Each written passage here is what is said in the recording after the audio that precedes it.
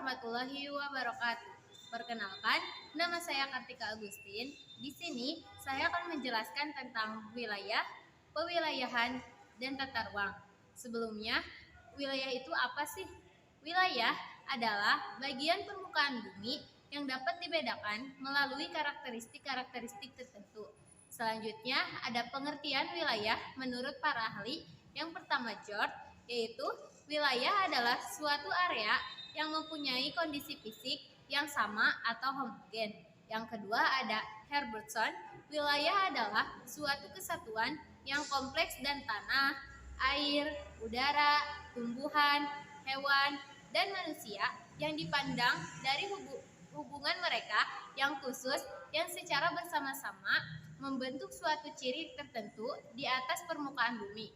Yang ketiga yaitu menurut Taylor, wilayah dapat didefinisikan sebagai suatu satuan area di permukaan bumi yang dapat dibedakan dengan area lain melalui sifat-sifat seragam yang terlihat padanya.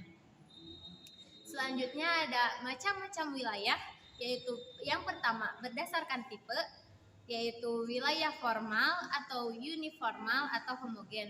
Contohnya wilayah pegunungan kapur, wilayah suku Asmat, dan wilayah iklim dingin. Selanjutnya wilayah fungsional atau nodal, contohnya Jabodetabek. Selanjutnya macam-macam wilayah berdasarkan hierarki atau susunan, yaitu penyusunan wilayah berdasarkan susunan dari wilayah tersebut.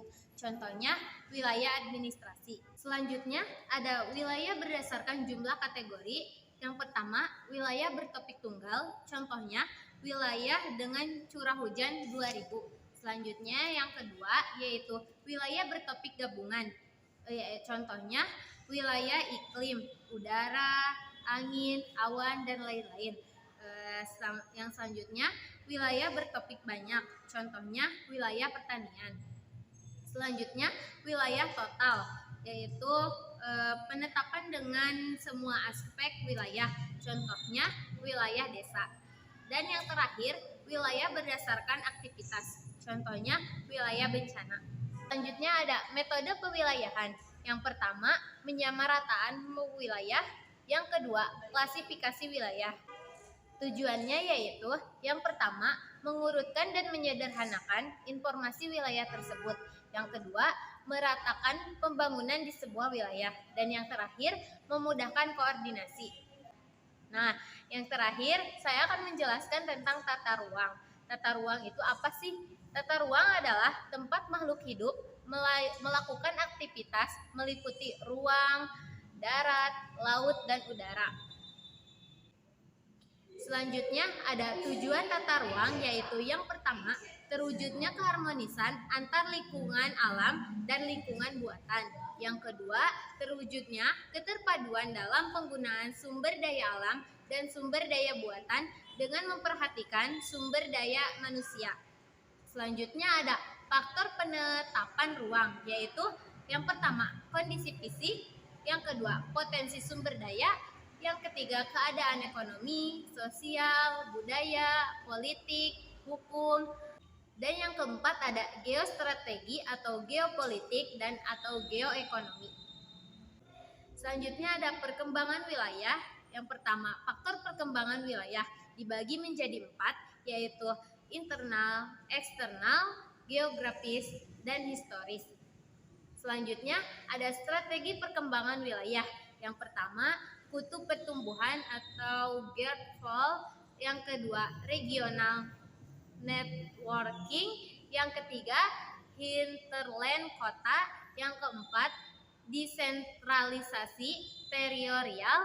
Perkembangan wilayah yang selanjutnya yaitu indikator pembangunan berdasarkan kuantitatif. Yang pertama pendapatan per kapita, yang kedua politik, yang ketiga sosial, yang keempat demografis, yang kelima lingkungan. Berdasarkan kuantitatif yaitu kehidupan dan kualitas hidup masyarakat. Selanjutnya ada pusat pertumbuhan wilayah, yaitu wilayah atau kawasan yang pertumbuhannya sangat pesat sehingga dijadikan sebagai pusat pembangunan yang mempengaruhi kawasan-kawasan lain di sekitarnya. Pengaruh pusat pertumbuhan yang Yang pertama ada terbentuknya kesepakatan kerja, yang kedua banyaknya integrasi yang masuk, yang ketiga upah buruh semakin tinggi, yang selanjutnya yaitu pengaruh negatifnya yaitu ketimpaan regional dan ketimpangan internasional.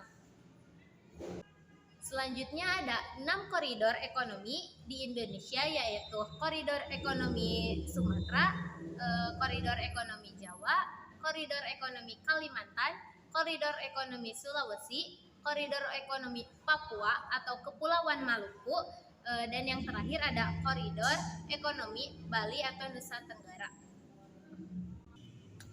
Dan yang terakhir ada pusat kegiatan ekonomi, ciri-cirinya yaitu yang pertama tingkat konsentrasi tinggi, yang kedua tingkat teknologi maju, yang ketiga mendorong perkembangan industri di sekitar, yang keempat manajemen yang profesional dan modern, dan yang terakhir adalah sarana dan prasarana yang sudah lengkap.